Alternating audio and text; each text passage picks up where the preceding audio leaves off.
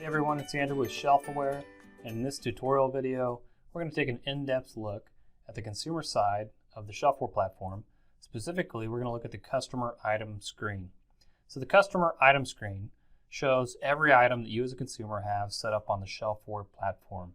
So if you had 4 or 5 different suppliers on the platform, you can view all the items collectively here at this screen, or I'd probably advise, if it's hundreds of items, to pare them down by supplier. Right now we're logged in on a demo account, Jimmy Doe here, and his demo supplier is Demo Supply Inc. So we just have one set up, so it's not a big deal.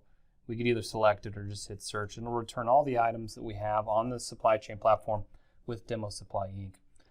So I went ahead and hit search. Just about this grid view on the customer item screen. Again, every screen's customizable, so if you don't like the columns of data that are returned, you just simply go up to the search criteria ribbon and hit customize. And we've talked about this in other videos, so I won't spend too much time on it. But on the custom search grid, here's all the additional available fields that I currently have removed for this user profile. But you can add any of this additional information. Maybe you want an extended item description or a drawing document or number. You can add that. We'll go ahead and add extended description right now. So click the arrow keys, that'll throw it over to selected fields, and then you can order it any way you want. You can highlight it and move it up and down with the arrow keys. Or again, you can just grab it and drag it. You'll see that functionality a lot in the ShelfAware platform. We'll put it right behind item description. That makes sense to have an extended description. And click save. It's going to save that change to your user profile. Okay, so we'll hit search again. And there you go, you got an extended item description. There's only one item, Tushy Towel here. It's got an extended item description of toilet paper. So you can see I had a little fun setting up all these demo items. A couple other things about this screen. It's really intended to give you a high-level view, a summary of every item that you have on the system. And so it's going to show you, who's supplying it, what the item number is, description, extended description. You want to focus on package and shelf quantities. These are the two big drivers for each item as it's supplied on the ShelfAware platform. So package quantity is what unit quantity you're going to receive the product in by default.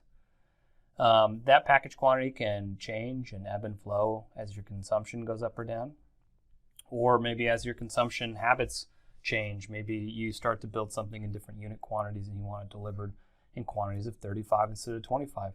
That change is just conveyed to the supplier, and he can make a quick couple clicks, and boom, your next shipment, the unit quantity will be changed to 35. The shelf quantity, it's really the same thing. It's going to live and breathe as your inventory goes up and down, as your consumption fluctuates on an item. The on-hand quantity, that's showing you real-time on-hand inventory for the particular items on a summary view. So for this threaded rod, we have 150 threaded rods in stock. We're trying to keep 200 on a regular basis. So that means the supplier owes us 50. If you look off here at the far right column, open quantity, there's that 50 quantities. So this open quantity column is going to show us everything that's open, pending, to be delivered by the supplier in question. So you can see it looks like the supplier has just generated an order for us that will replenish every item and bring it up to shelf. And like, for instance, safety glasses, we've got it highlighted in red here, which is a default setting in ShelfAware, to highlight any out-of-stock items. We're trying to keep 50 safety glasses on the shelf. We currently have 0, but don't worry, the supplier's got 50 more pieces coming to put us back up to shelf. So there's the open quantity over here. And of course you got unit price, and if we have that plugged into the system, then we can calculate on-hand inventory value. So you can see all your values off here to the right, and then at the very bottom of the customer item screen, you have all your sum totals. And so currently for Demo Supply Inc., my demo consumer has $124,278 sitting on their shelf in these supply items. Again, that value is going to ebb and flow. Mainly, we just want to keep a lean inventory, but we don't want to stock you out of parts. So that's going to go up as your consumption increases and go down as your consumption decreases. Again, we're trying to match supply with demand in a real-time sense. The last thing I really want to kind of talk about on the customer item screen is this handy little button down here called Check Supplier Inventory.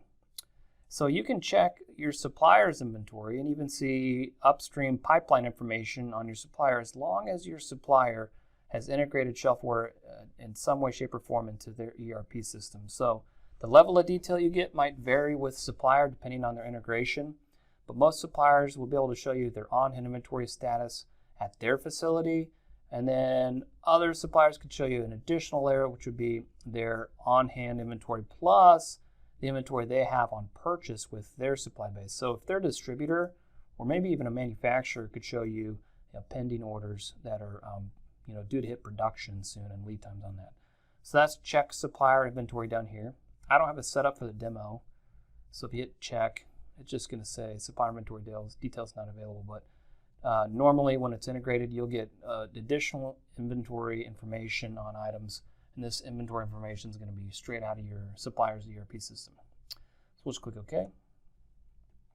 So anyway, that is the customer item screen, a little more in depth than the overview video we did earlier. If you have any questions for me, of course, fire them off an email. Visit our website. You can fill out the contact form or just contact us directly. It's contact@shelfawarevmi.com.